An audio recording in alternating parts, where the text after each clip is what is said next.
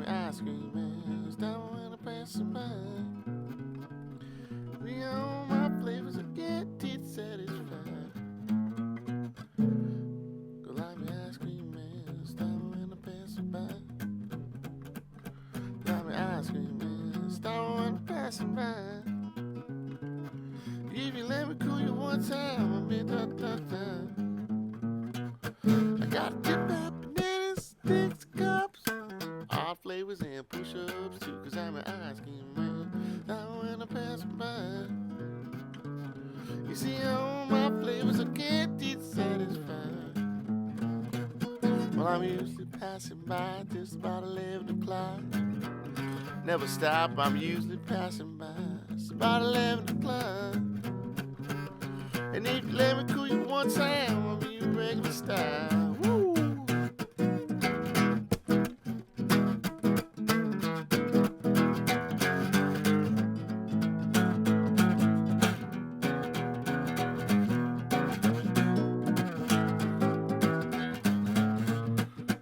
I'm usually passing by just about 11 o'clock. Never stop, I'm usually passing by. It's about 11 o'clock. And if you let me cool you one time, I'll be a regular star.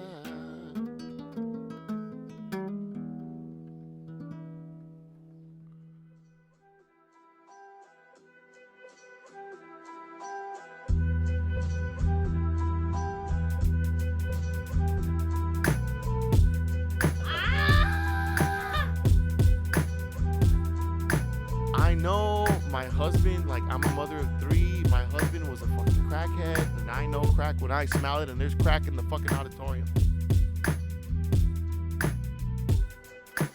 Oh shit.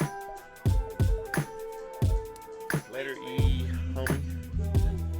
E dog.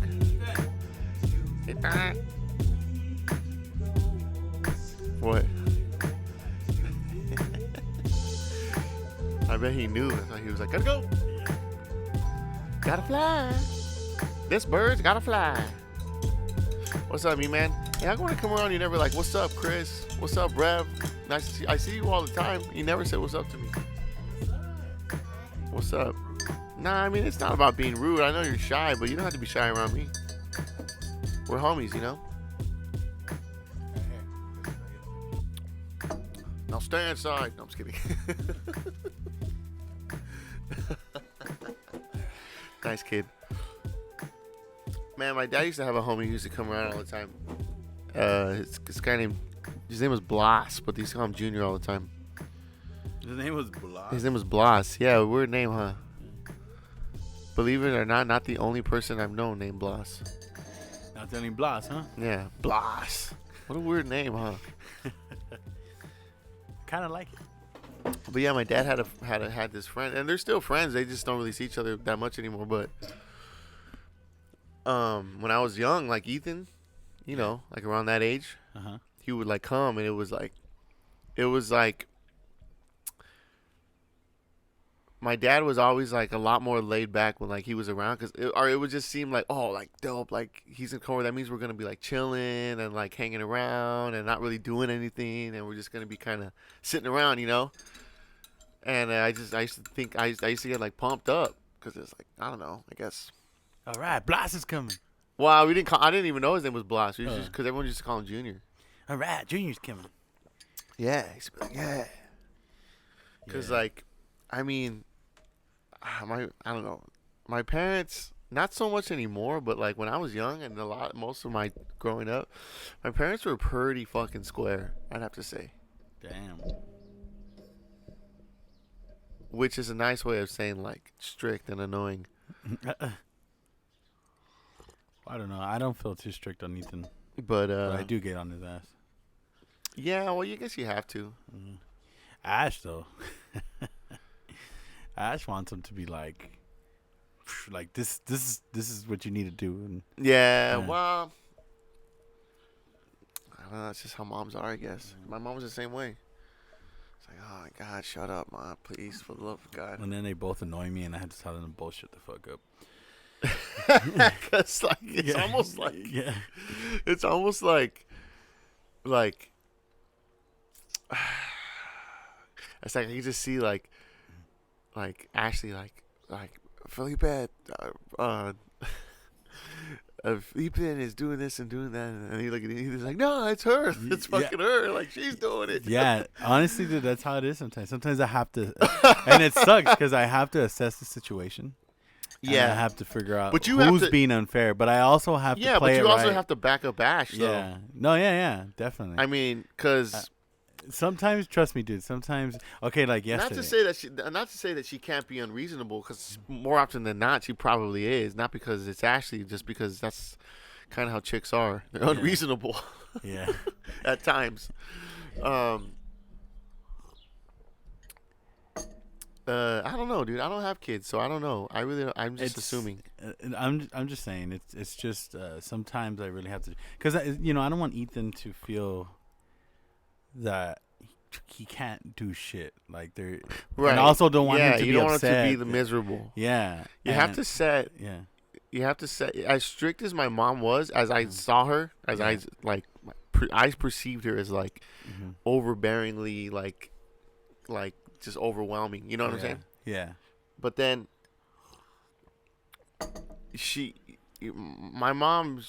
her mom was probably 50 times worse. So she says, you know how parents do that. Yeah. You think you had it bad, you know? And not to say that it's not true.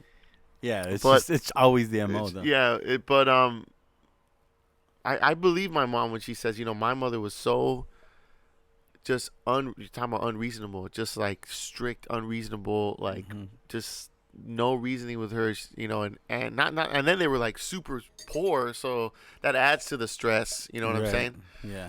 And what was my thought? What was I gonna say? So my mom, even though I consider her like, she did know that like I can't completely like cage this fool up, because if I do, he's gonna start rebelling really badly and start doing crazy shit, because that's what my mom did. That's what I'm trying to avoid with Ethan, because Ash is trying to like be super strict and hard on him. Yeah. And then I just have to remind her, like, you need to have a little bit more patience, because if you don't, he's not going to come to you when he has problems. He's not going to want to talk to you. Yeah, for sure. So it's funny, because like that's something that like, because you had Ethan when you were like what, 22? Yeah. And like, what do you know when you're 22? You don't know you don't know shit, right? Yeah. You know enough to get a job and make money and kind of navigate your way, right? But like all that like what you just told me, like I figured, like I know that, but like I'm 30 and I've had time to sit and think about stuff like that. You know what I'm saying? And not have to worry about a son or I say a wife, even though you guys aren't married, but it's just the family unit, family unit. Right. And you had to figure that out like as you went. Oh yeah. You know what I'm saying? Like now you know that, but shit, Ethan's 5 now. Yeah. But I mean, it's with a lot of reading and your own personality. I mean, I was never fucking crazy. I was, No, for sure. No, I know. I'm just saying. I just find it interesting, the family dynamic. Yeah. I see a lot of I see a lot of my family in your family, I suppose. And when I say your family, I mean like you, Ash, and Ethan. Yeah. I see a similar dynamic to how I grew up. So I don't know. Oh yeah. I think you told me before with like the way Ash kind of like gets on Ethan. I'm just more like chill. Yeah, like you sort of, like you said, you assess a little quicker. Like the same thing when I was a kid. Like it seemed like there wasn't a day that could go by where I would get in trouble somehow, or like my mom would listen, you know what I'm saying? Yeah. But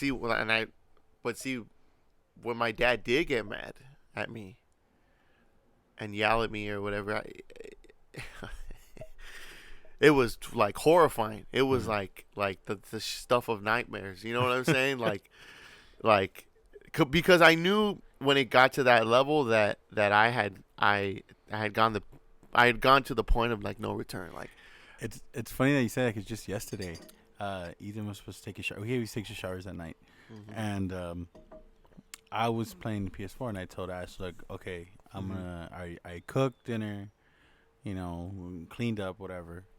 Just get Ethan ready for the shower, and I'm gonna play the PlayStation. I was playing with Mike, and then the PlayStation. yeah, we were playing Red Dead. You know what's funny? My dad not a gamer. Yeah. But like, if that was me. Yeah. That would, instead of the PlayStation, it would be like TV. Yeah. Like just throw the TV on and like, all right, I'm gonna catch some like whatever's on TV, you know. Yeah. So that's what I did. So I told Ash, all right, I cooked. I'm gonna go sit down, and so I started playing, and then I hear Ethan and Ash like fighting with each other. Like, Ethan, get in the shower. I'm looking for my clothes. He's like, just throw on any shirt. No, I have to match my pants with my shirt. It has to be Ninja Turtles. And I'm like, and then it has to be Ninja Turtles. I feel that sentiment, dude. I know what he means. In those days, like that stuff meant something. It meant something, you know. So he wanted his Ninja Turtle pajamas. Yeah, because he had the pants, but he couldn't find the shirt, so it might have gotten lost in the laundry or something, whatever. Okay. So so he's screaming. Ash is like, just get in the shower, put on whatever shirt. It doesn't matter who. Like, you're just at home. And he's like, yeah, but it's my pajamas. I need the same pajamas. Yeah. It needs to be Ninja Turtles. And then Mikey, here's this. Oh, Mike. This is when Mike was over. Yeah. Okay. No. He wasn't over. We were on the headsets. You're on PlayStation. Yeah, we're on PlayStation. Okay. So he could hear all this because we're not that far from each other. And so he starts screaming. And he goes, "It does matter, dude. It doesn't matter if you're at home. It does matter. You gotta look good all the time." And I was like, yeah, I suppose. And I was like, Mike, this guy's a fucking weirdo, dude. Yeah, and I told him, I go, honestly, dude, I'm trying to tune this out right now. Honestly, real quick, I really hope that we could put this in the podcast. Yeah, I feel like this is I don't know. I feel like it's feels good conversation, but we didn't do our official intro. I wanted to say how, ladies and gentlemen, welcome to the Rev and Filo Show. Today's a special show because it's just me and Filo again. Yeah, just like old days. Just the two of us. And I was gonna say to you, see, I think about all this shit when I'm sitting like doing whatever, I'm at work or I'm working on other stuff or I'm at the pad, when I have ideas or I have thoughts about like what I would want to talk about. Yeah. I tried to remember them. I write some of them down, but I was going to say, so last week we had on Worthy, right? And like, I'm kind of glad we're doing this because there's this like, not when Mike's here, but like with Worthy, even though I know Worthy and he's my friend, right. There's a certain amount of like pressure that comes from him being here. Yeah. So like what I mean is when we're on the podcast, like to a certain like degree, I do feel like we're like performing or like I want the conversation to sound good. I want people to think we're interesting. So like, yeah, I push my personality a little farther than I would normally. I'm actually, I feel like I'm kind of timid nowadays. Well, depending on what I'm drinking, but lick confidence. No. But what I'm saying is, on when we do the podcast, like even though it is just us talking, I do feel like I have to push my personality a little better, or we have to be prepared or to a certain age. Yeah. So when Worthy's here, I feel it's like an audience. So I get nervous. The bigger the audience is, you know what I'm saying? Interesting, because I was nervous. I mean, I've talked to Worthy, but. I've only hung out with him maybe twice and then talked to him at work. So for me, it was like almost having like an artist that we just brought in. For sure. For me, and this actually goes to even like playing music is I actually get less nervous in front of people I know less. Like if like I'd rather perform in a room full of strangers than a room with like my family or really. Why do you feel? I know. I don't know. For some reason, when people I know show up, I get more nervous. I would think you feel more comfortable. I know a lot of people say that. Yeah, because like but for me, it's the opposite. When we had Cali's Most Wanted, I felt comfortable. Mainly because I did look up a lot of the shit that they had before, and I kind of knew what was up and where they were headed, the direction they were going. But at the same time, I've talked to Ty. I've known him for a while, so it didn't feel like a stranger came in and was trying to promote their stuff. Yeah, no, I feel the opposite. Like, the less I know, the more I can just sort of, like, not think about what they're thinking about, I guess. Huh. It's because remember how I said how, like... Yeah, it's almost like, well, I don't know this guy. So. Like, even when we do the... Yeah, exactly. Yeah. So, even when we do the podcast and it's just you, me, and then also Mike, because when it's just you and Mike, I don't feel like there's an audience. Yeah. There was something about Worthy being there that it gave me that feeling of an audience. You know what I'm saying? Like, now... when it's you and Mike... we're just sitting here and we're just talking, and it doesn't feel weird. What was my point though? I don't even know. I lost my point. Kind of stoned. Oh no! Come back. So, but I was gonna ask you. So, how do you feel? You're the one who pitched me the podcast. So now here we are. It's fucking. We're doing it, June, baby. right? Is it June? Yes. It's 6 months. That's true. How do you feel about, like, the podcast in general? Like, how far we've come? Do you feel that we're behind our deadlines? Do you feel we are at a good pace? I think we're at a good pace. We are behind a few episodes, but, you know, the audience doesn't know that until I said it right now. Right, now they know. Yeah.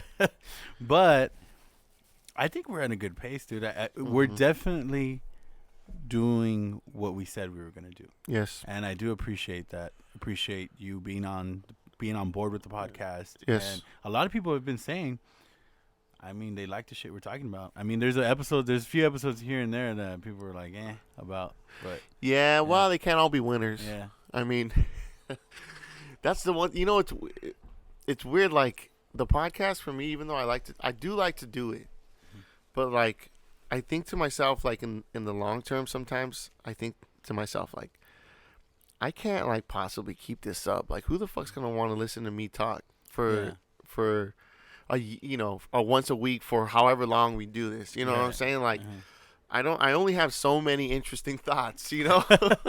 Well, the way I feel about it, it's kind of therapeutic for me. I kind of enjoy having the podcast once we set up and we start well, except for the first 20 minutes. First 20 minutes, I always have, like, this weird anxiety that sets For in. sure. And I was going to bring that up earlier. Yeah. There's this weird sense of, and there's a weird sense of, like, performing, being aware that you're performing. Yeah. And I've told you this, and I've told some other people this, that it doesn't come over on the mic. That's, but a lot of times when we start, because like, when people hear it, when you're hearing back the podcast, there's an intro and there's music and it kind of, like, fades into the intro of, ladies and gentlemen, this and that, and it has, like, this sort of, like, radio show flow, right? That's what the audience hears.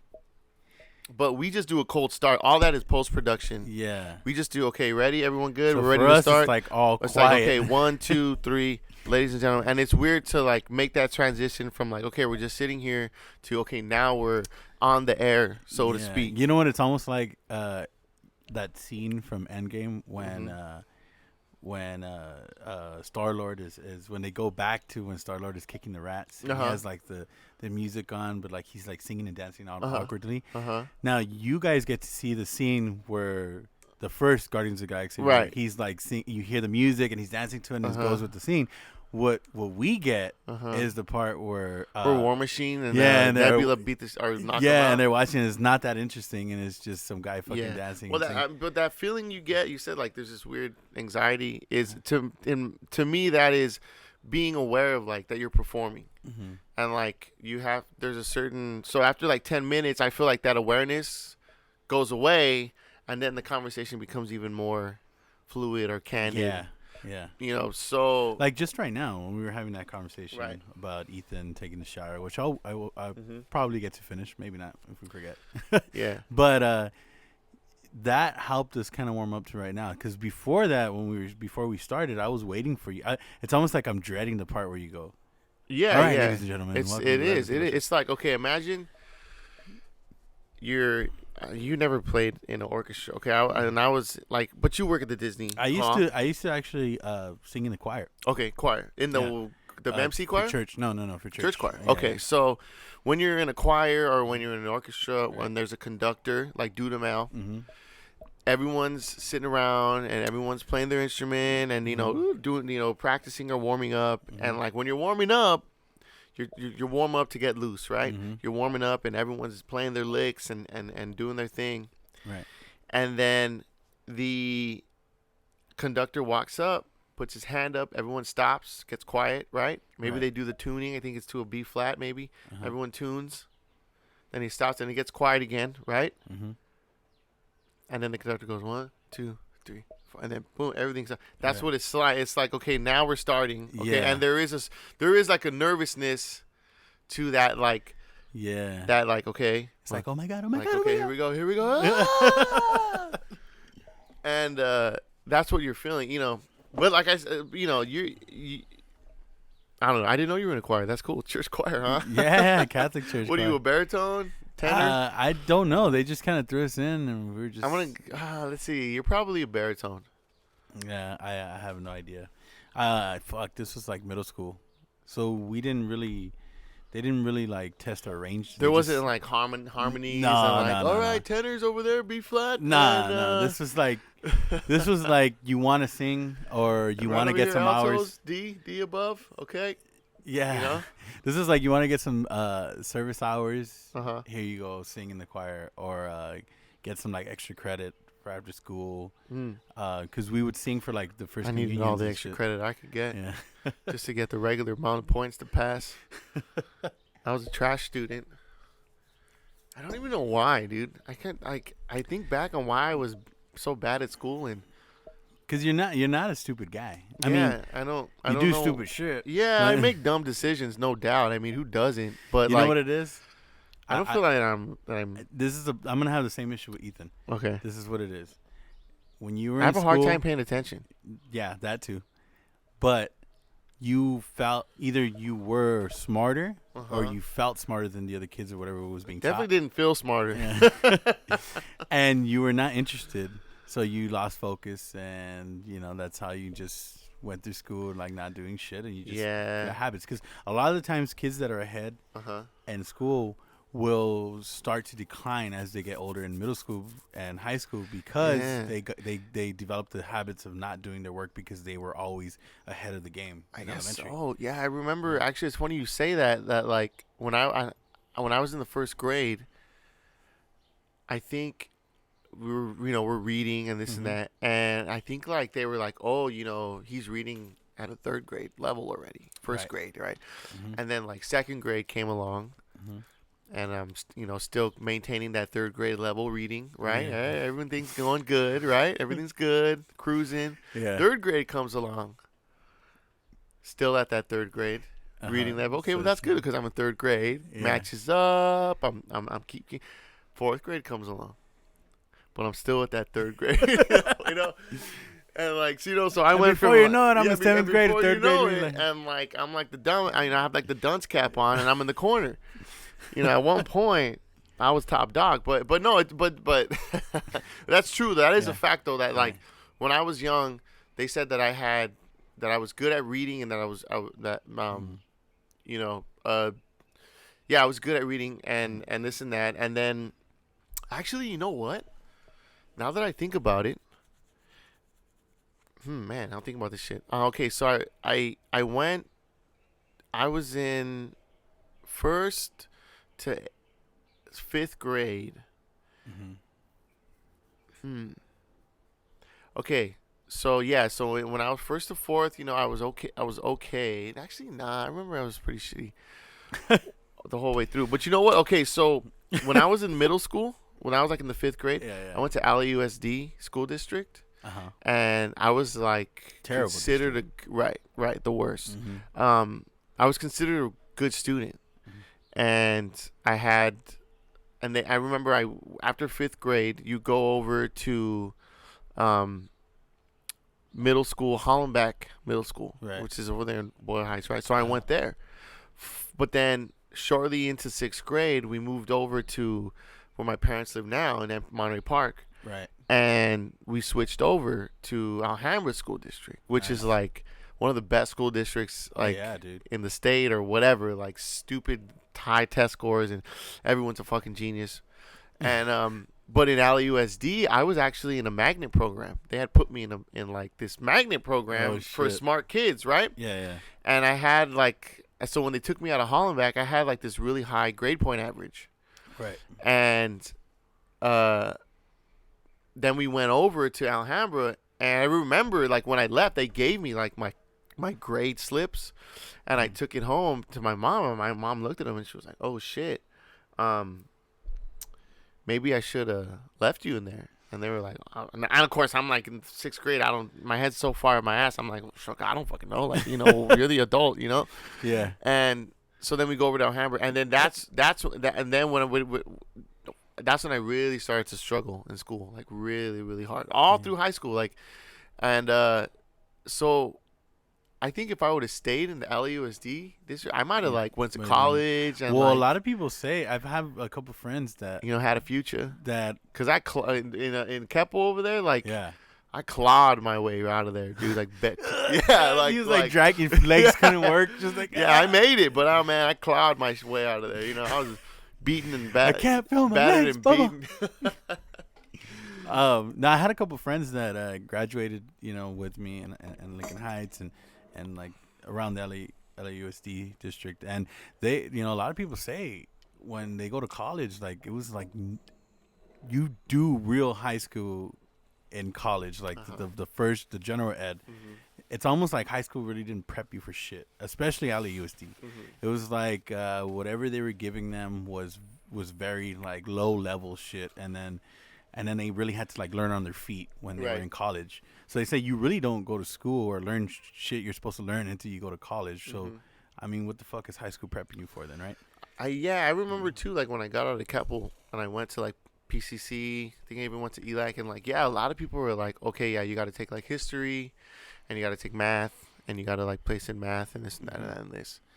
And I was like, okay, so I enrolled in a couple classes, like I think I had a history class, and I remember sitting in the history class and thinking like, I just fucking sat through a history class exactly like this in fucking high school. Like, why do I have to sit here? And I hated high school. I hated. By the time I was a senior, I fucking hated school, dude. I was like, fuck school. I just want to fucking be. I just want to be free. I just want to spread my wings and fly. Exactly. Yeah. I already knew I wanted to like play music. I'm a peacock. Let me fly. Let me flourish. I'm a beautiful flower. Allow me to bloom. But So I got out but I got out and I had no idea, like I knew what I wanted to do, but I really had no clue on how to go about it. But yeah. So I remember going to college or going to community college and thinking like, all right, maybe I can. That's where everyone seems to be flocking to. Maybe I could find something there that I can do, or like some sort of opportunity. Right. But I'm taking advice from other people my age and this and that and I really had no guidance whatsoever because my parents didn't really go to college, so I don't really think they knew how things worked. My dad had went to ELAC and took some classes, but really I was really just walking around blind, dude. Yeah. I remember my mom was like, even told me like to not go to school. She was like, "Don't go to school. Like, what are you, a moron? Go work." Because I had such bad grades in high school. She saw no point in me going to college because she's like, "What are you gonna do? Fucking go to college and fail?" And in fact. Oh shit! It's true, and you know what? Well, your mom's a realist, man. She was a realist, but you know what though? I had a lot of like resentment against her for a long time. Fuck that. Yeah. Yeah. So and I used to. Yeah. Well, that's a whole other thing. But that's one of the things that like for a long time I had a big issue with my mom. Like I thought I just didn't like her, but. I mean, it's all right. That's in the past now. But my uncle kind of told me the same thing. He was just like, just go find fucking work, dude. What are you going to school for? Like, I was trying to go into filmmaking. For sure, right. And one thing led to another, and I ended up not going to school after all. But, I was told the same shit. Just go to work. Mm-hmm. Like, fuck school. Why are you doing that? But, the economy changed.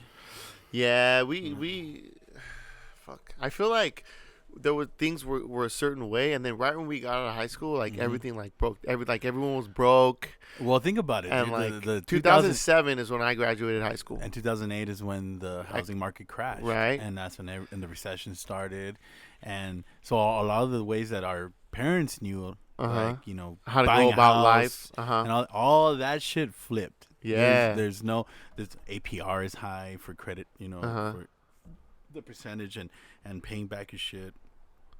Banks are not giving out loans anymore. So for us, there's pressure on us to go get a job. Yet there's a recession that just happened.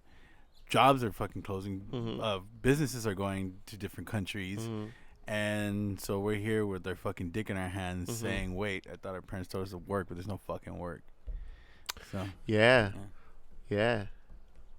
Fuck. And then you got a lot of older people going to college, so then this college becomes saturated. Yeah. And it's hard to get classes. And then also too, like, I feel like around that time people started to become like jaded to school because it cost so much money. And everyone was like, man, I went to school and got my bachelor's, I got my fucking master's, and I'm sitting here with my thumb up my ass now, and like, because I have to get a job, and I'm trying to get a job, and I have massive student loan, and now I'm gonna fucking kill myself because because I'm so far in debt, I don't know how to handle it.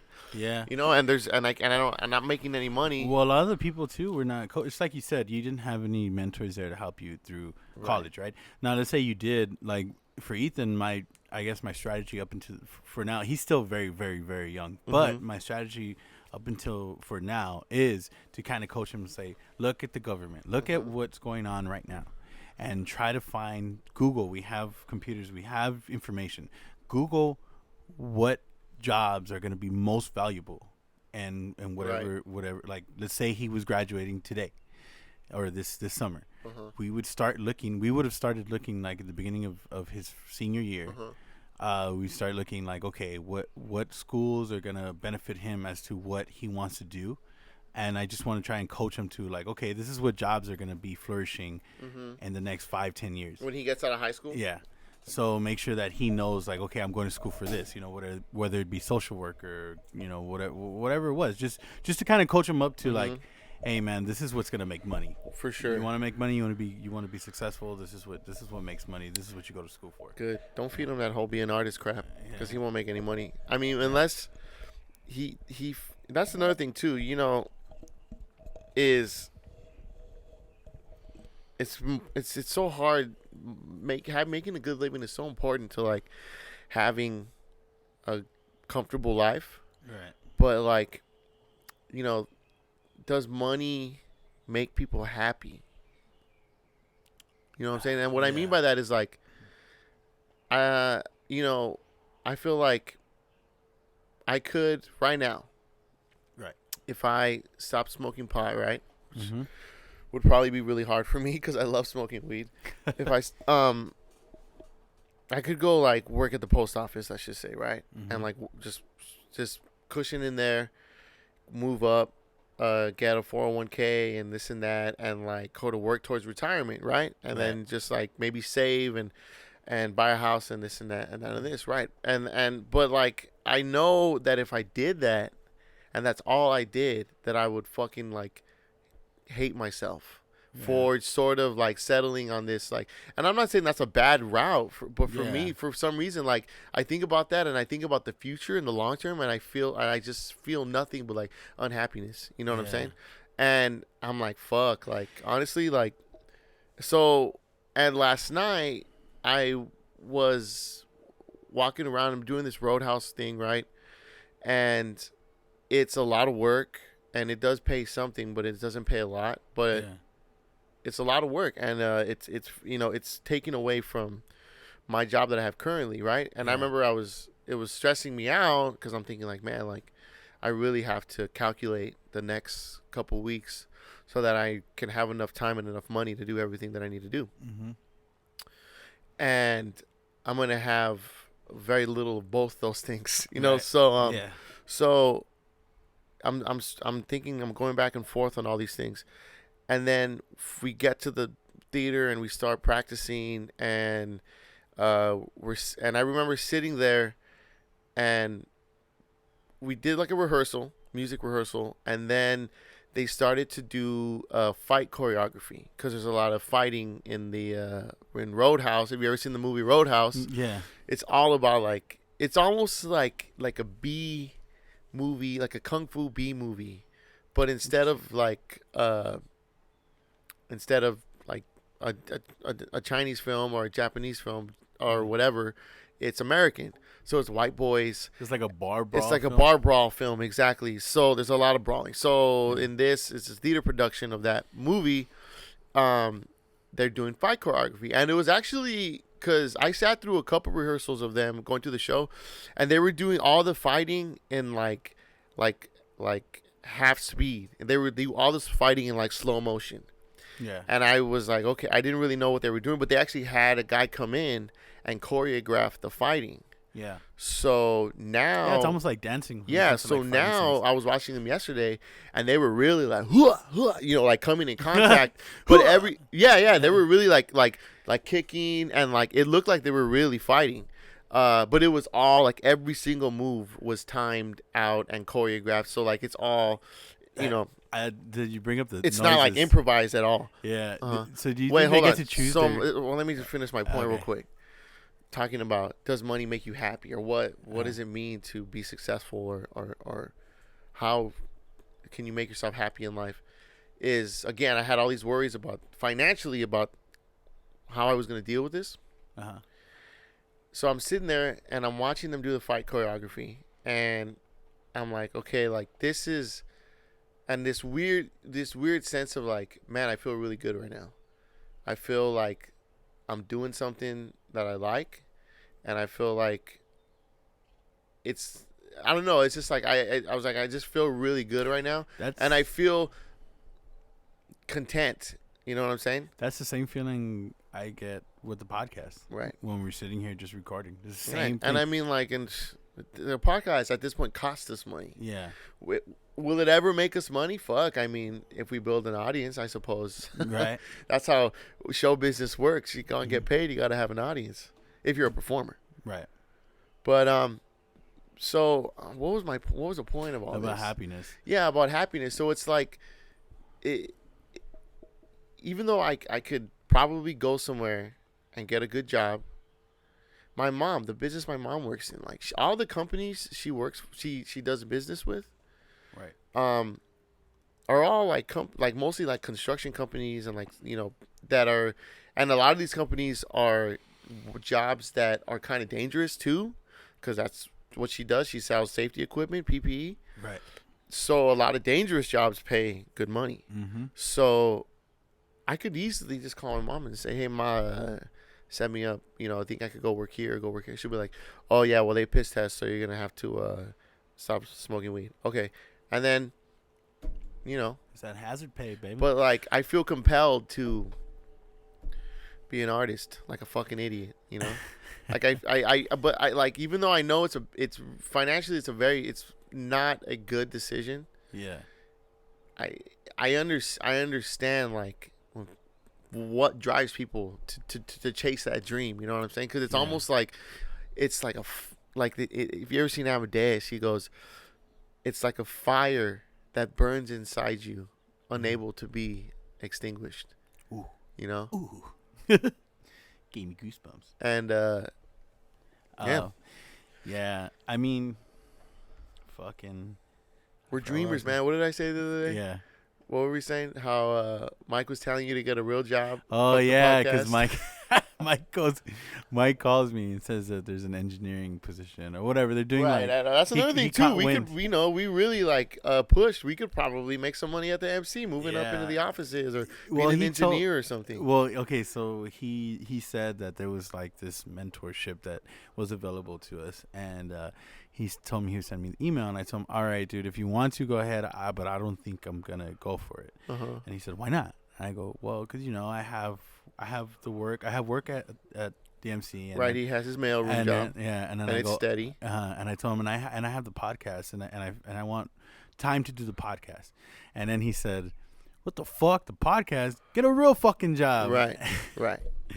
And I told him, man, fuck you. I got a real job, right. and and the podcast to me is a real job. Right. And the other day though, when he said that, and I remember thinking here, and I was paying all the bills, and me and Ash were sitting down together, and real quick. You were telling me this story, and I said, Mike is right. He's a realist. Oh, yeah. That's why realists get real jobs, We're dreamers. Yeah. Dreamers get dream jobs. But then sometimes you got to dream for a long time. Yeah. Guess I just keep dreaming. Dreaming ain't easy, bro. Guess that's why I sleep so much. Yeah, shit. Tell me about it. But you were saying, so you're sitting there with Ash. Yeah, so we're doing the bills, and we're like down to like our last couple dollars, and we're like, fuck. But everything's paid, and now we're just like, all right, well, we're gonna have a hard week, but you know, we'll get through it. We've done it before with less. And I sit there and I start thinking to myself, like, fuck, man, I do need to get myself. Maybe I should get like a full time, but it's just gonna fuck everything else up. And I mean, I could make it work, but I do right now. I already have like, you know, that's another Ash on my thing back. too. Is like you have kind of already have something going at the MC where you're kind of in this kind of good position where you can, you know, make a decent income. But then I sat down here, actually, right here, in the couch in the garage. Right. I sat down and I was chilling right here and I was just vaping and I kind of got away from everybody and I sat down and then I was vaping and I had the door open, or my dad had the door open, and I was right here just looking outside and I heard the birds chirping and it was nice fresh wind coming in and I sat down. I was like, man, you know what? Even though I don't have any money, I'm still happy.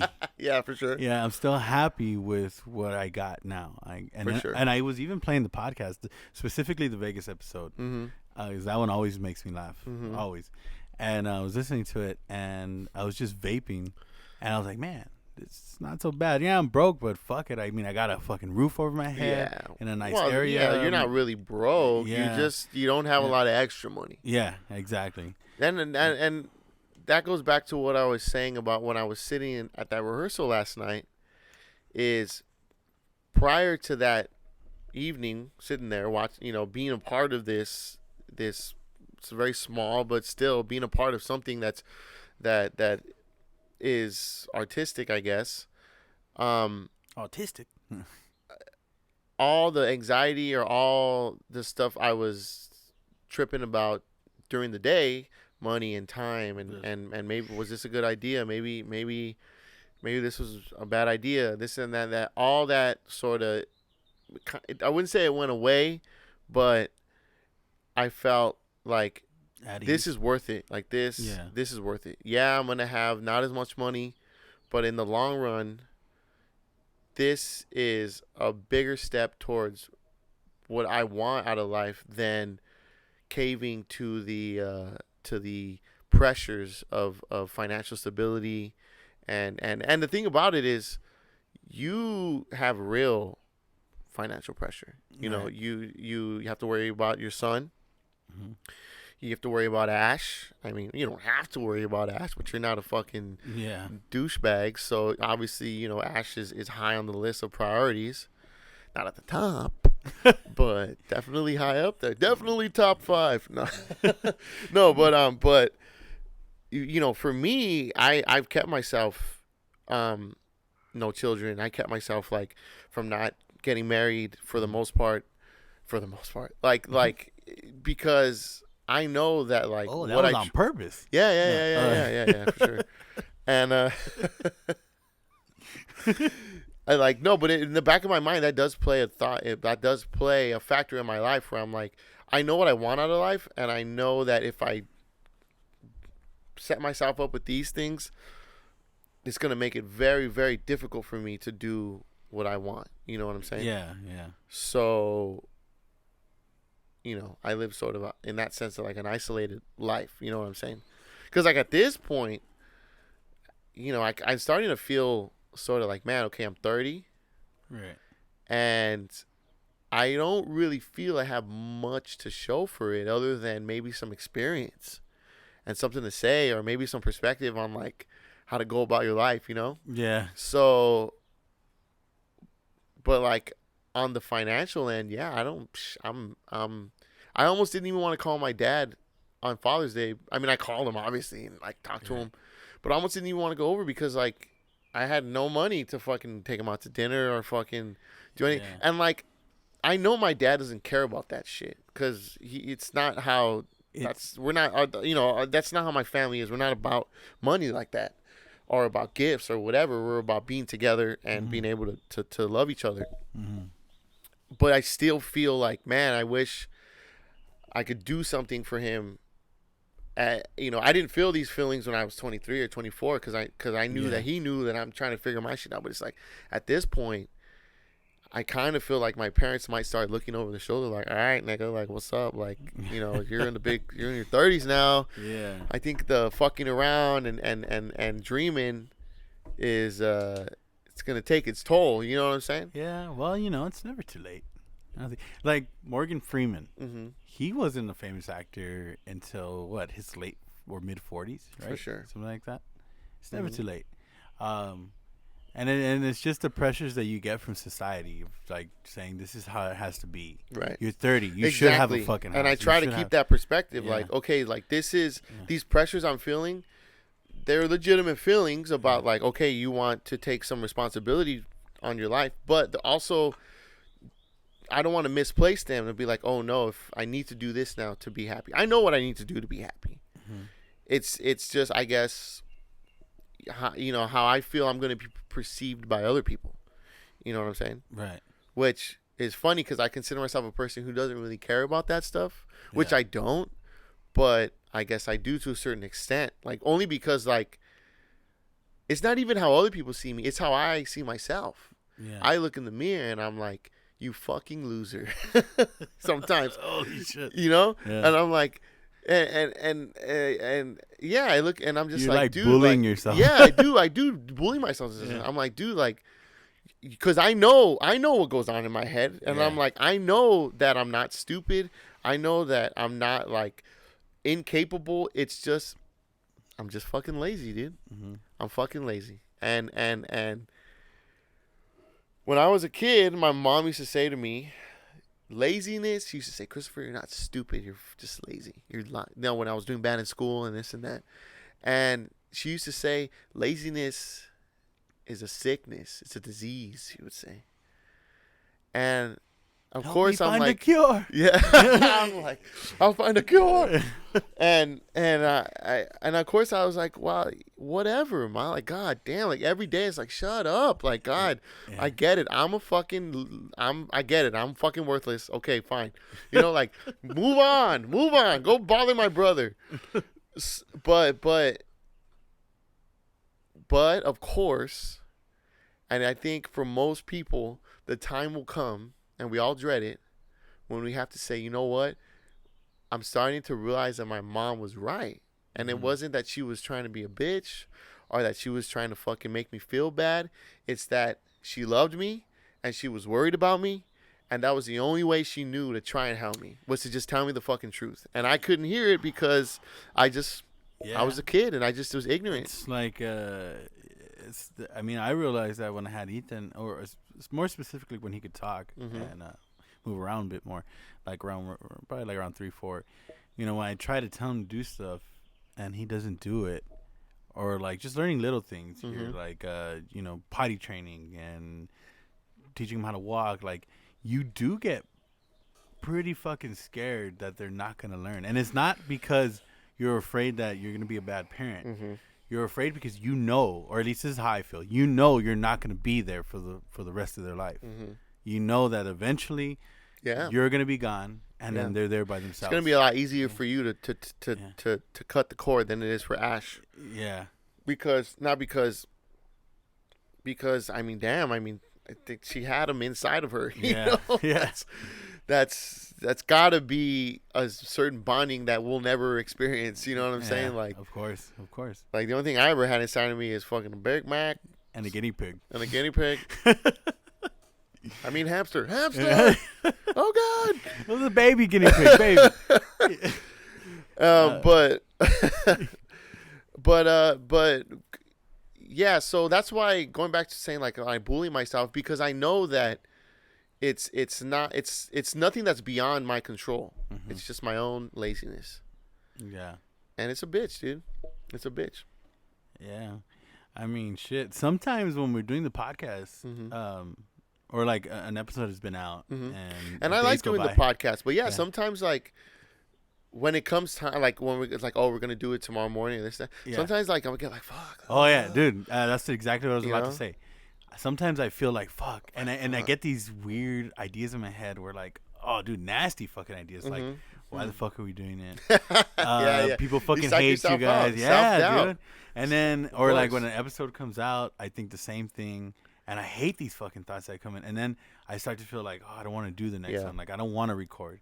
And then I go to work, and then people come to me and are like, oh, that episode you guys did was great. Right. And then like, it just takes everything away. And I'm When like, it comes to showbiz, Yeah. if you can consider this showbiz, I mean, we're putting on a show. Yeah. So,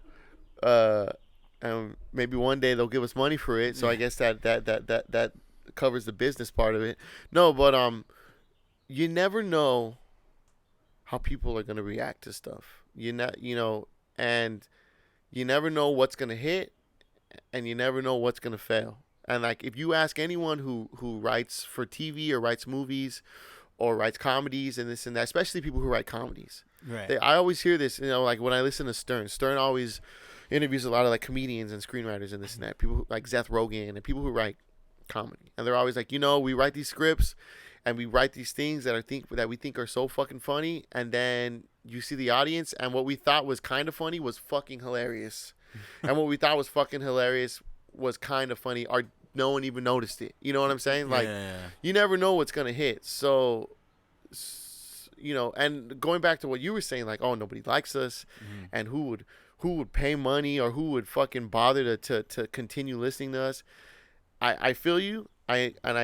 I feel that sentiment, because when I look back on my life up to this point, I feel like when you see people who have overcome like adversity, especially like maybe as a performer or like as an actor or a musician or whatever,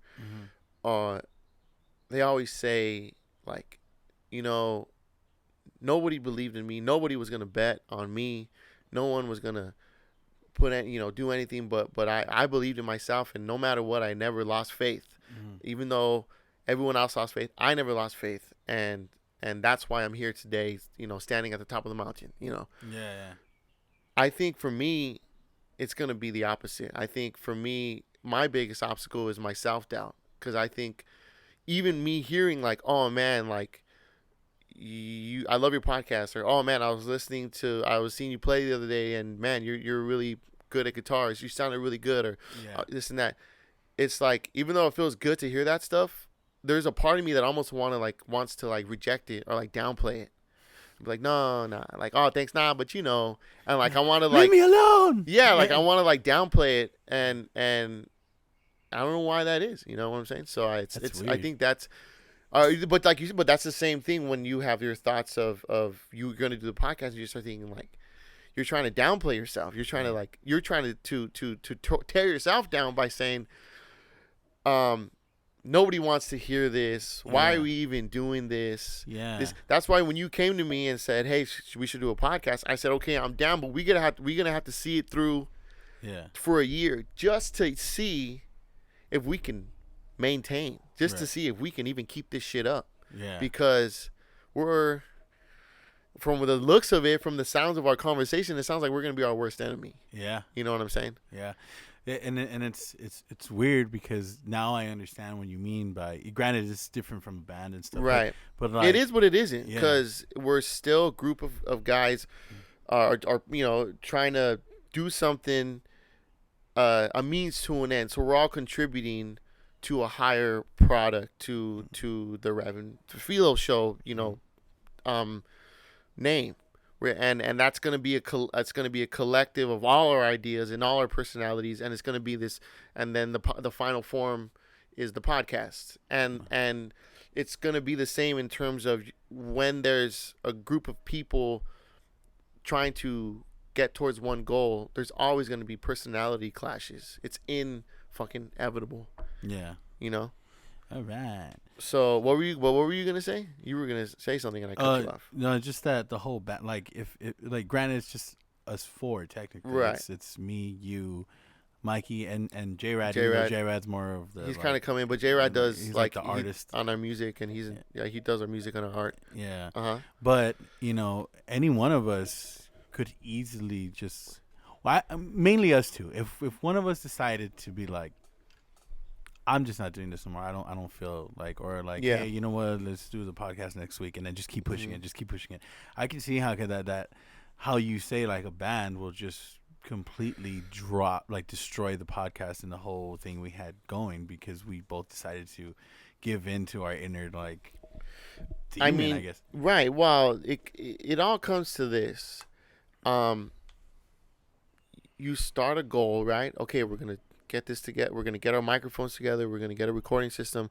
We're gonna start doing a podcast every Monday night, and we're gonna put it out every Wednesday morning for a week for a year. Okay, so everyone's on the same page, right? And you're going and you're going and you're going, and what happens is that because of life, because you have a son and Mike has a job and I have a job and we had different schedules and J-Rad has his family.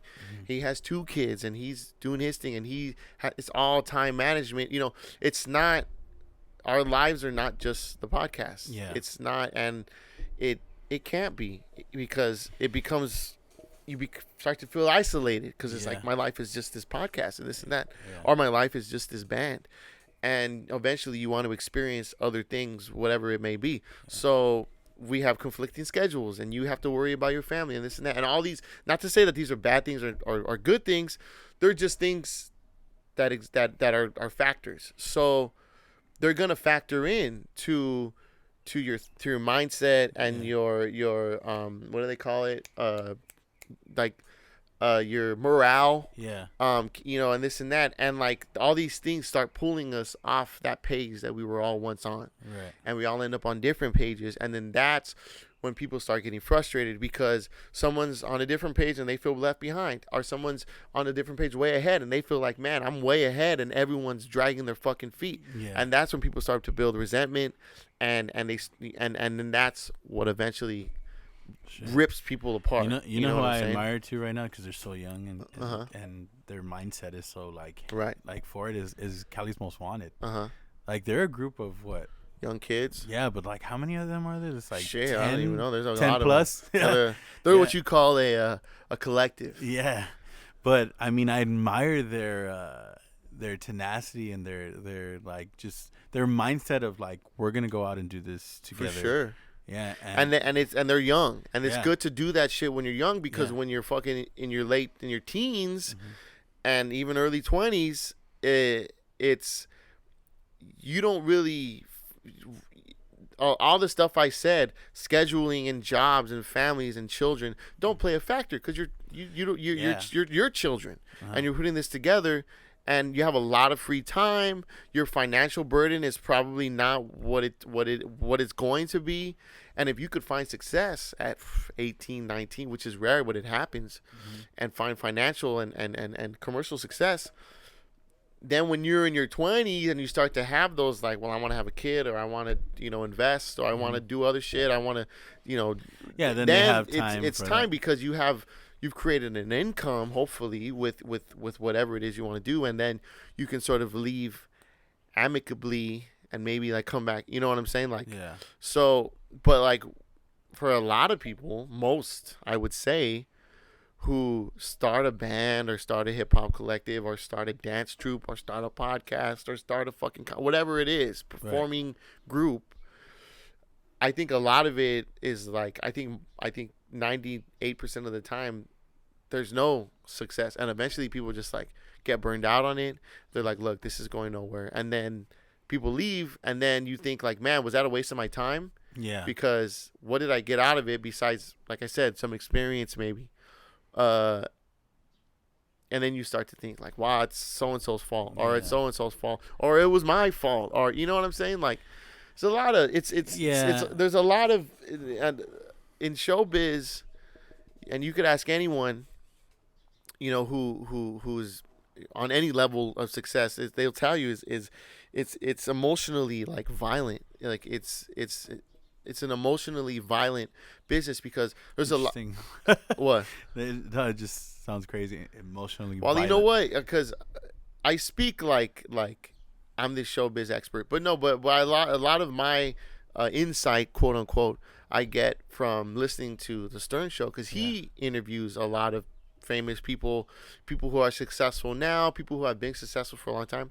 And where I heard that from is he was actually interviewing Dana Carvey, and he was talking about his life and Dana Carvey, who's sort of this like renowned, respected musician, has had so much failure in his life, not just personally but professionally. A lot of stuff he didn't take. For every Wayne's World, there was all this stuff that really didn't take for him. You know what I'm saying? Still a successful guy, still, you know, SNL legend. You know, he's a showbiz. You know, a lot of, but he's speaking and he used that term emotion. He goes, it's emotionally violent because as good as you feel, it's like instantly there's so much rejection that goes on and so much failure that takes place that you just sort of have to deal with. There's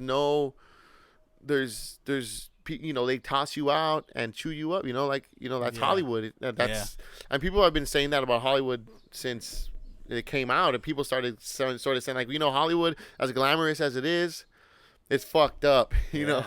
Shark. So I don't even know how showbiz is emotionally violent. What I mean by that is, like I said, 98% of people who get together and try to accomplish something nothing will come of it, and and it's like, well, how do you deal with that, like, failure? Do you just move on? I guess so. Yeah, I mean, I would go down with the podcast. Like, I wouldn't stop doing the podcast as long as there's one. Even if we had one listener, just one, I would continue to do the podcast. Yeah. If there's absolutely nobody doing, then I guess for sure. I guess, you know, you would have to really, like, I guess it would be hard for me to know when it would be time to move on.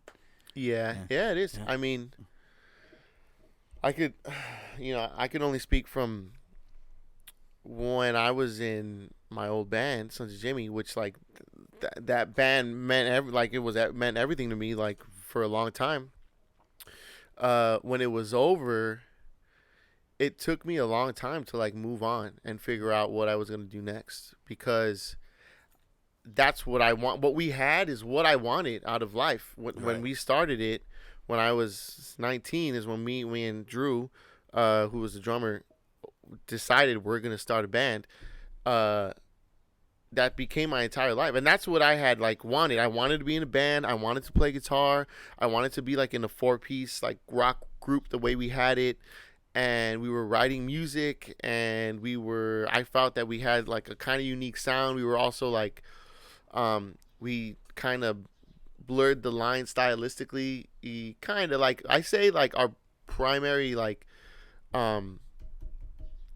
style was, like, kind of like heavy rock with a lot of, like, blues influence, some reggae influence, believe it or not, and but yeah, a lot of, like, classic rock influence. But I still say we had a rather contemporary sound.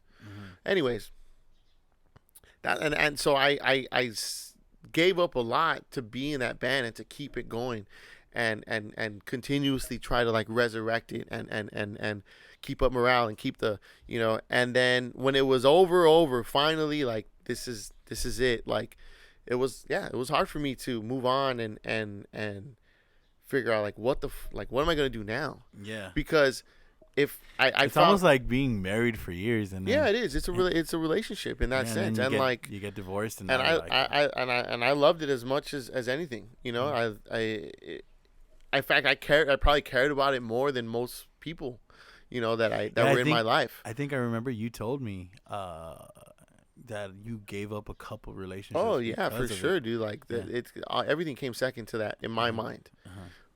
But still, like, there's a ton of shit that a ton of time wasted, though. As much time as I put into it, there was a lot of time wasted getting high and sitting around and sort of just being young and being sort of, like, I don't know, lazy. How long was the band together? How long were you guys together? I mean, fuck, dude. I would say we were like, Sons of Jimmy, as it were, was from from like the moment we before we even met John, who was a singer, like I would say it went on from like 09 to 2016. No way. Damn, that sounds like a long time. Maybe not. Yeah. It was 09.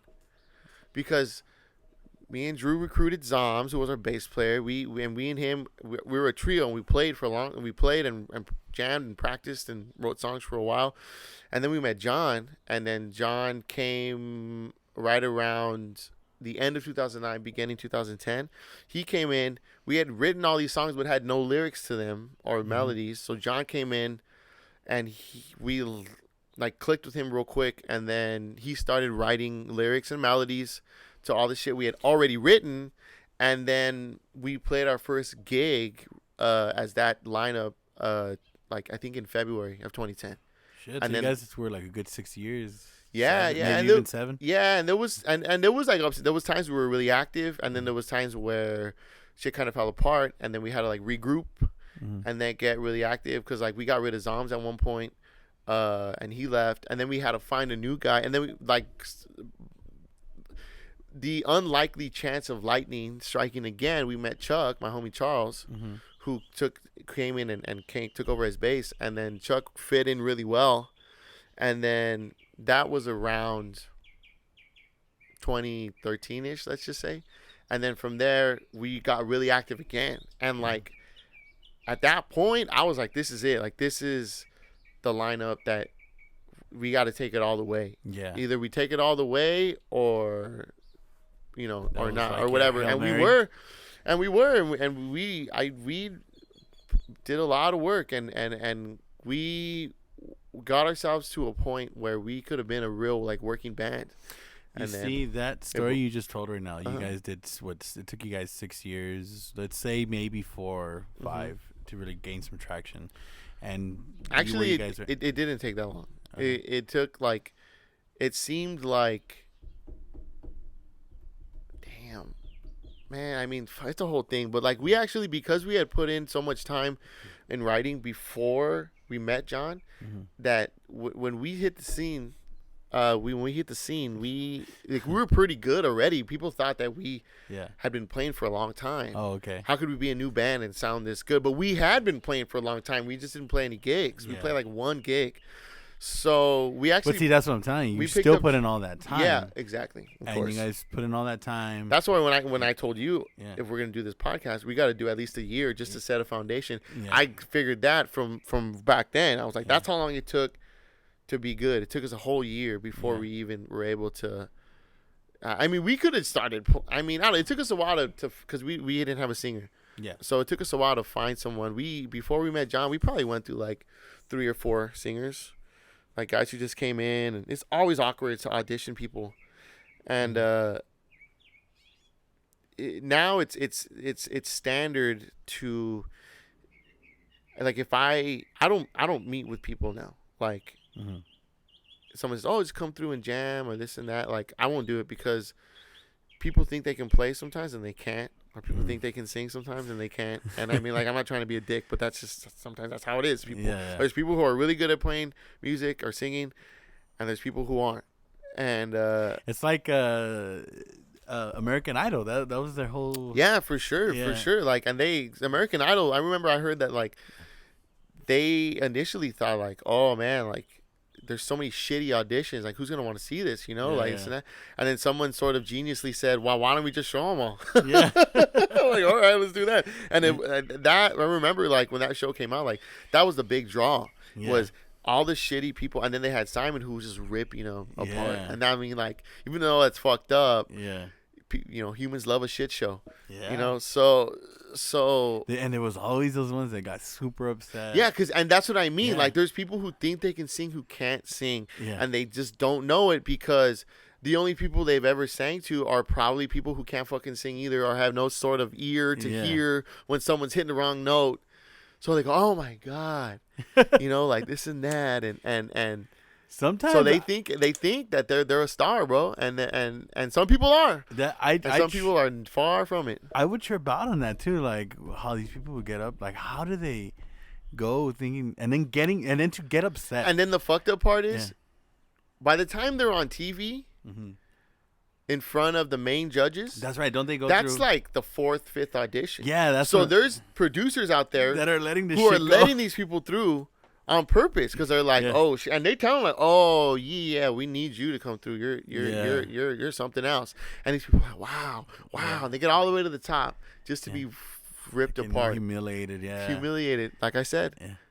emotionally violent. Yeah. Let's fucking, let's put on a show, whatever it means. Yeah. Fuck. So it's almost like it's weird to think about it now to think back on it and think like, man, that's kind of fucked up. It's kind of humiliating to, and millions of people watch that show. Yeah. And now we can look back at it and think like, man, it's almost inhumane Yeah. to use that as entertainment. But at one point in time in human history, what's his name? Fucking the circus guy, Barnum, P.T. Barnum was rolling around with like midgets and people with serious physical disabilities and took them around as freak shows, and people were like, yeah. And now we look back on it thinking like, man, how could you do that? But at the time, people, because freak shows not like, remember Venice? There was this like freak show in Venice. Like, yes. I think it was called Bizarro Museum or some shit like that. Kind of, not really. It's not, well, it got shut down, but a lot of those people that were there was people that were against calling it a freak show and saying like, no, like this is wrong, but it's because they still had that image of what you were talking about. What's his name? P.T. Barnum. They still had this like. Not to mention like just how they were treated when they were not performing. Like they were in cages. And they were treated like animals. Yeah, they were treated like animals. And but see now, like people who do stuff like that now, like at fairs and are in freak shows, they are proud to be like. In the circus, and proud to be a part because now they've gotten to the point where they are respected, and I'm not sure they're like, well, I mean, like as entertainers, like they value the type of work now that they get because into. these aren't like, I guess like in the P.T. Barnum days, like we're talking about people with serious afflictions, you know what I'm saying? Like people with no limbs and people with dwarves, tiny people and like, people with small craniums that are mentally, disabled and this and that. So I'm just saying I was just trying to make the comparison between. It's funny how now we think about it like, man, that's kind of fucked up. Yeah. But at the time, people were like, wow, this is awesome. Like, this is amazing. Well, and I mean, people still love American Idol. They fucking brought it back. Yeah, but it wasn't the juggernaut. It was that first Kelly Clarkson season. Yeah. True. And that too. And that's funny because, like, I remember I was in the 7th grade. So that was 2001, 2002. So that was, like, at a time when people still gathered to TV, like on a nightly basis. That's true. And then like pretty much around 2006, that's when YouTube came out. All that shit shifted, and it was like, wow, you can watch TV on the internet now. That is true, and especially like for the what is it? The X Factor, but what's the one now? America's Top, some shit. I forgot. Yeah. America's Got Talent. There you go. America's Got Talent. On YouTube, they have some dope ass videos of like people that have made it to the next round. But I don't watch the show. But then I know about it because it comes up on my feed for sure. And like like that one with the deaf girl who sang, she was great. The girl with the puppet. Yeah, you see that stuff. It's all about like going viral and like in the internet. Like now, it's I mean that's obvious, but like I remember, TV was so fucking important. Like it was. Just everybody got all their information. The majority, the mass people got it all from TV.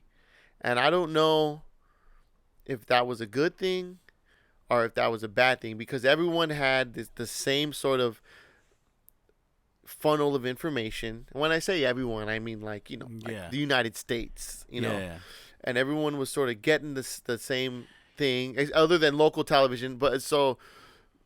And they were talking about this the other day. I was listening to Bill Maher and Stern Talk, and they were saying how there was like 18 million people that watched Game of Thrones, the final episode. Yeah. 18 million. A lot of people. That was like Johnny Carson on a Friday night. Oh, shit. On any Friday night out of the year. That's how important TV was. You know what I'm saying? Like, but then again, there wasn't that many channels back then either. Exactly. True. So the market now is unbelievably saturated, which is not. Which is I don't know. I still can't figure out whether it's a bad thing or it's a good thing because now you don't have so many people in control. Yeah. But now it's like everyone has a shot. So now the competition is 100 times worse than it was, and it was already pretty bad back then. I guess it was pretty cutthroat. You know, I would say it's better for the consumer, the audience, right? Yes, for the audience, it's great. Yeah, but for performers, we're almost left to work for pennies now. Yeah, you know, like almost everybody, unless you have an audience. So I mean, like I guess in a sense, you can now build an audience. You know, I think there's something called, I heard about this, like 1,000 true fans. If you can get 1,000 people to be dedicated to your work and be a fan, then every time you put something out, a T-shirt, $10, and you have 1,000 fans who will buy that T-shirt, that's $10,000 right there. Yeah. So that's 5,000 for you, 5,000 for me. Let's just say, and there's people like that. Because look at Mike. What I like about Mike is one of those people. He's a fan. Yeah. When he's into it, he's into it for life. And he's like that. No, all those No Effects. Like No Effects, exactly. He always buys every time he's seen No Effects. 6-7 times. Yeah. And every time he goes, he buys a shirt. And those shirts are not cheap. They're not cheap. They're fucking. But expensive. No Effects has done that. They built their own audience. If you read their book, there was a time when they had paid their dues and they were playing all the same size shows that all the mainstream artists with record labels were doing. And there was a part in the book where they said that they were getting like record companies were coming at them left and right saying like, because they knew that they could make money off of them. Like, look, you know, come sign with us. And the thing that record companies have that artists don't have is resources. They have money. They have numbers and contacts and places, best equipment, best venues, best venues, and they have marketing ways to market and money to market and all that stuff. But Fat Mike was like, nope. Because he already knew that they didn't need them. They needed them. No Effects didn't need the record labels. Yeah. And I remember the guitar player, what's his name, Malvin. He said, he goes, I'll be honest. He goes, you know, I kind of got frustrated with Mike because I got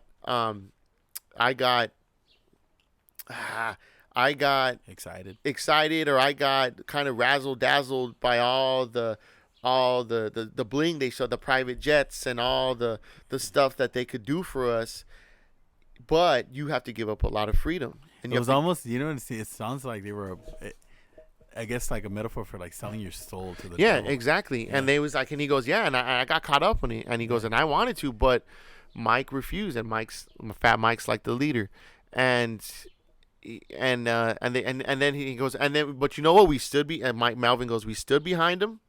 And we said no to every fucking record label. And you know what?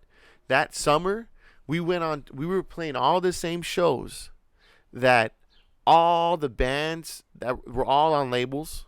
They all were on the same labels that were trying to get us.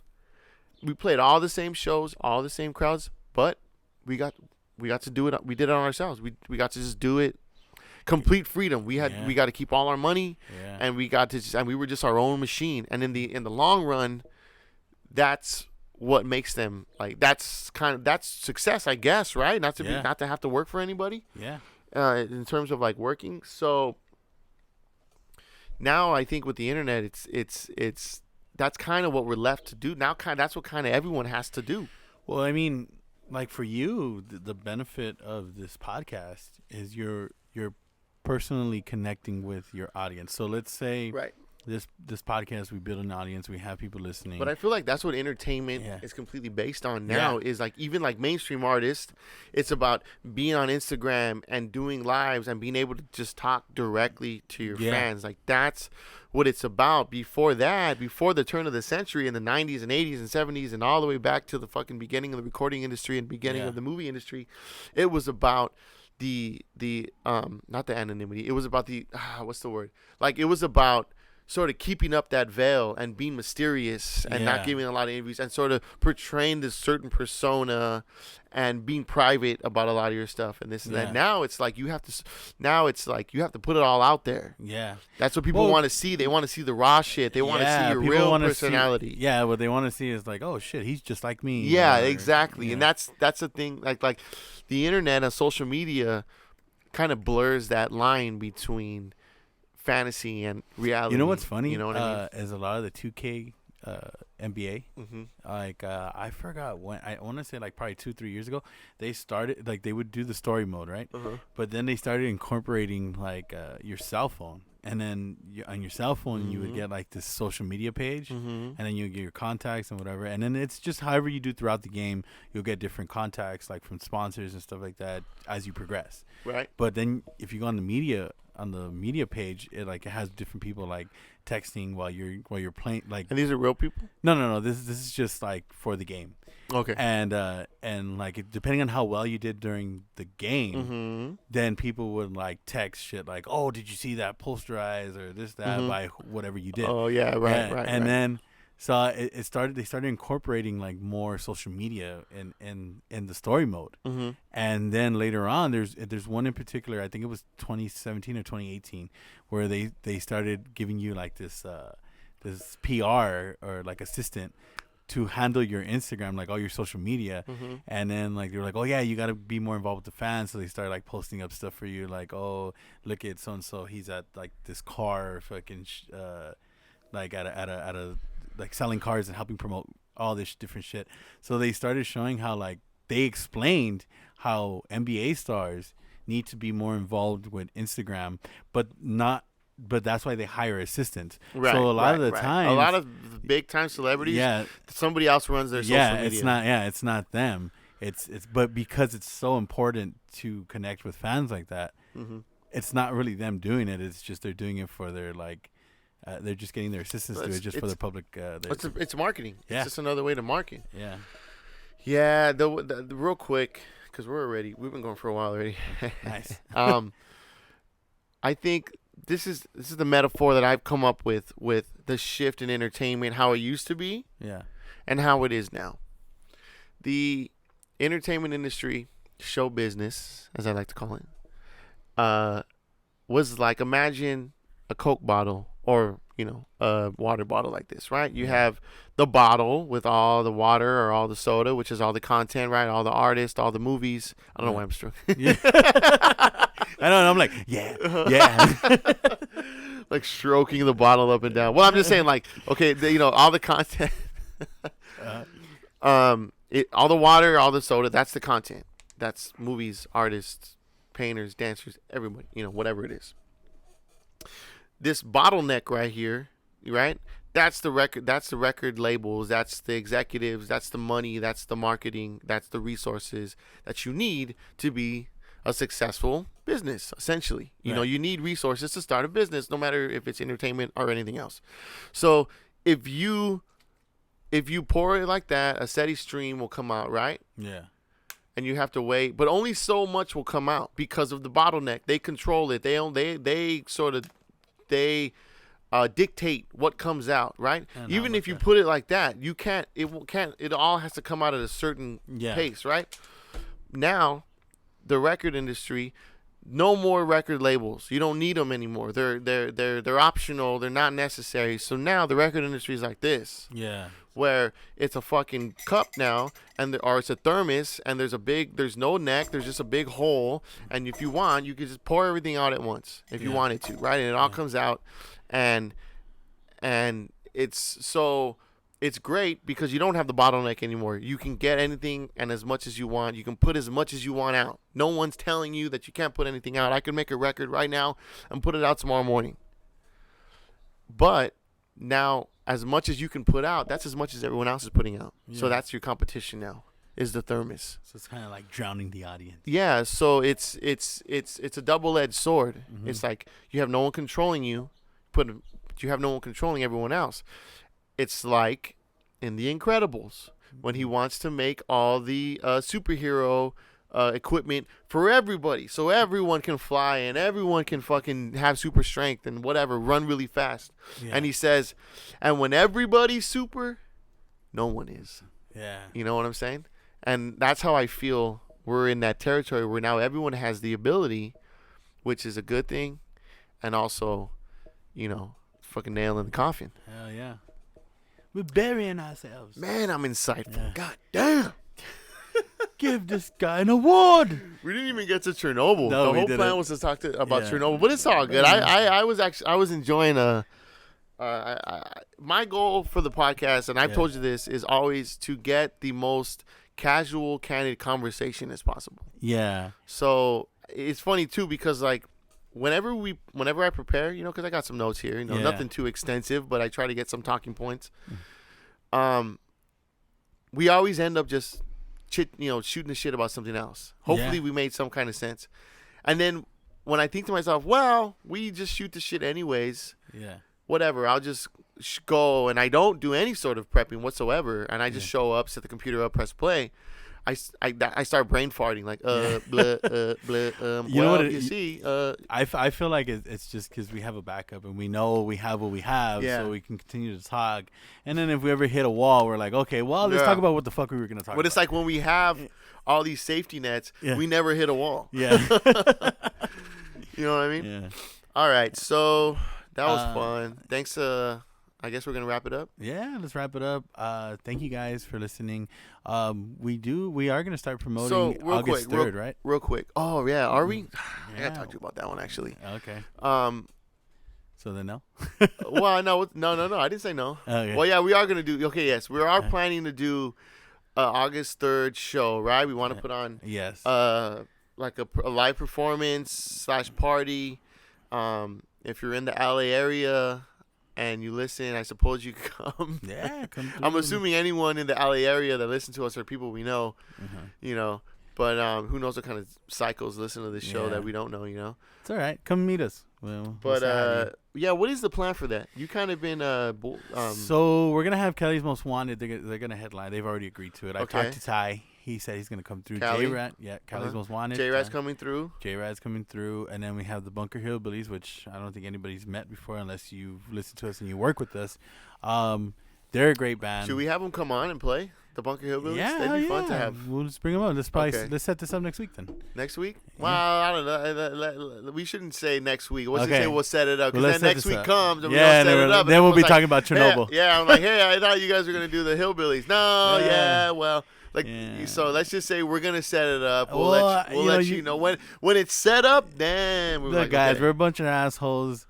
And I'm a dad, so usually I say things, and doesn't always come to fruition. Yeah, let's not date things until that date is set. Okay. Yes. But yeah. So New let's rule. definitely new rule. Yes. Let's definitely get them on before August 3rd. For sure. So you guys get to listen We to have all Bunker of July. Hillbillies. Big dude. Yeah. But we want But then everybody. again, back to the thing of you got to get everyone on the same page. The more people you're working with, Yeah. the more you got to So consider everyone's situation. So far, I've talked to J-Rat, talked to Cali's Most Wanted. Bunker Hillbillies they said they're good for it. We invite them in for our show, and whatever you want to do. If anybody wants to hear, I'm putting a little something. Oh, the Arachnids. You want the Arachnids to play? yeah, if they want to play, shit, Okay. we can get whoever we want. Okay. Right? I'll hit the Arachnids up. And then I'm trying to put a little project together. Going back to what I was saying earlier about, it took me a long time to find my footing post Sons of Jimmy. As far as like, what the fuck am I gonna do now? I'm getting my ass back in the music game. Just his ass. Yeah, so just my ass. I play the trumpet with my asshole. Yeah, it's pretty And, cool. it's You pretty did good, that, actually. yeah. I couldn't do it with my mouth. No, he And I was about to give up. Yeah. And then my instructor was like, you know what? We got about 5 minutes. Put it on your ass. I said, okay. He told him bend over. Yeah, he goes, bend over and put it on your ass. I said, okay. And I fucking and It's like it's like we before were in you knew it, I Nolans. was like,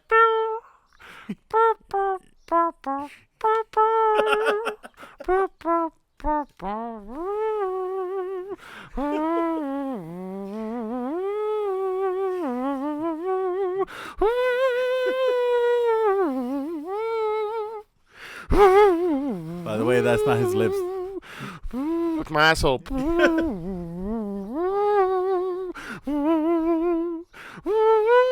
Alright, I'll stop.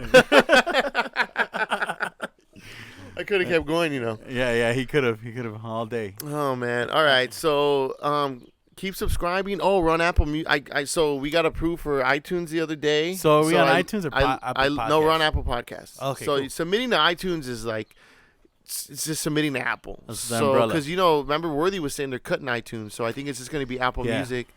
But I mean, like, it's weird because iTunes, it's like you can get more than just music. You can get books. You can get movies, seasons of TV shows. Unless they're gonna do like. So I don't know. I don't know. Everything gonna be separate now then? I don't know. But that he's not the first person to say that they were axing iTunes though. That's why I'm to be honest, read more into it. I don't really care. I don't use iTunes. Yeah, I don't use iTunes either. What do I use? Everything I do now is just streaming. I use Amazon. Oh, to buy to buy movies and stuff. If I'm gonna buy like movies or seasons, I'd rather buy tangible than pay for like a streamable season. You know, like you could pay like on the YouTube. I paid $20 and I have season 3 of The Simpsons on YouTube, and I could watch it on my YouTube account. Well, anytime I want. that's the reason why I use Amazon. It's pretty cool, actually. Because I buy the movies for Ethan because I'm trying to start his collection. Because I used to have a collection when I was a kid. Right. The thing about it is like, where do you keep like? There's only so much space on whatever your device is. No. It's the thing with Amazon. It's on their website, so we just gotta log into their shit, and there's my library of movies. Yeah, right. But what about if you're not? What if the internet goes down? Oh, then then you lose all your collection. That's why, like, when you buy from iTunes, you get the file, right? Yeah, but then you can only, like you said, you only have so much memory. Then, exactly. That's why. See, I like it being in the cloud, but I do get your point. There could be a day where that's why I like to get tangible stuff, and like I'll just stream shit. When it comes to the internet, I'll just stream shit because like on my iPad sometimes the internet goes down, and honestly, I dust off that DVD collection, and I'm like, damn, DVDs are dope. You know, like, fuck. Well, I still have my DVD collection, so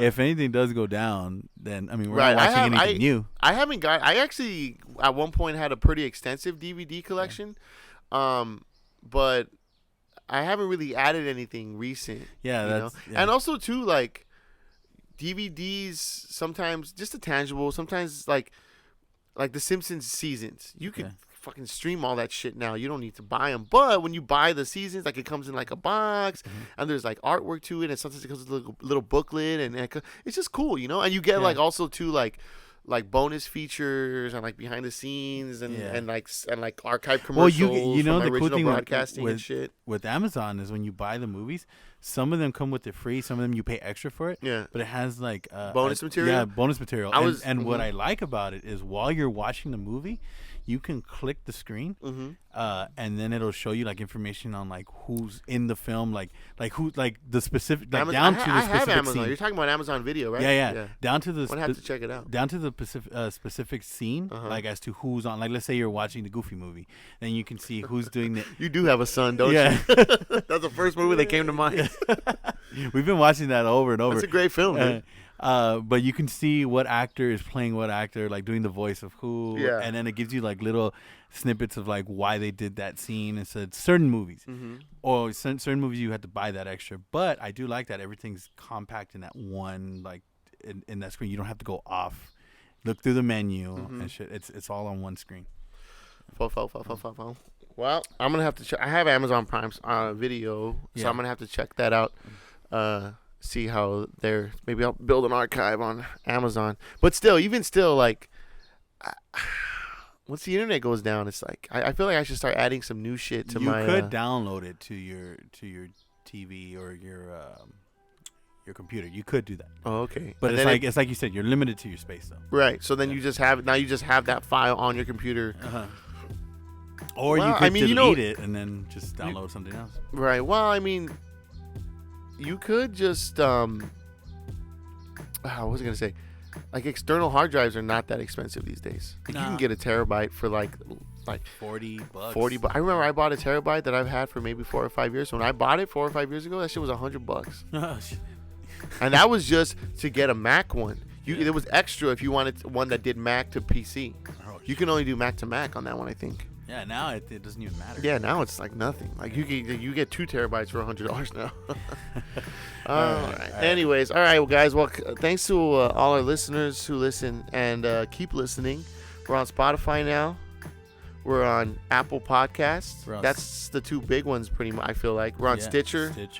There's actually a number of podcast things we could get on. We should probably get on those. Yeah.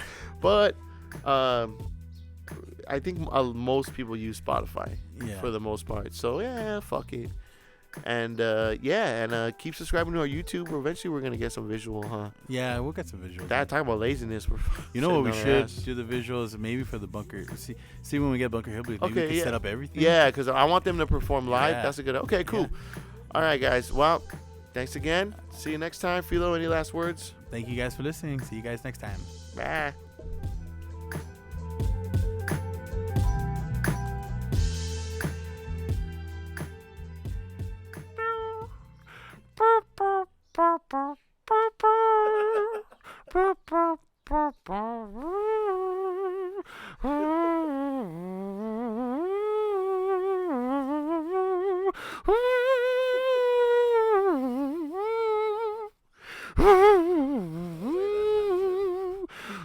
With my asshole.